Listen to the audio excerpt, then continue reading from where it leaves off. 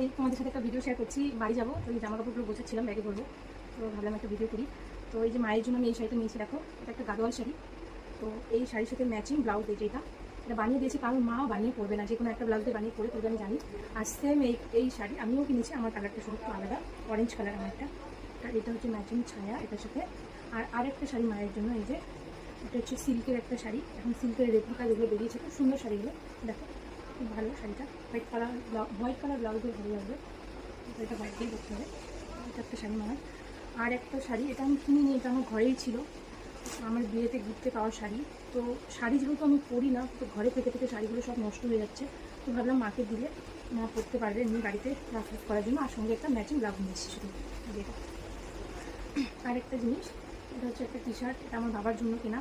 তো বাবাকে কিছু কিনে দিলে কিছুই পছন্দ করে না, মানে করতে চায় না, এই জন্য কিনি না, তার জন্য একটা টি শার্টই শুধু কেনা হয়েছে।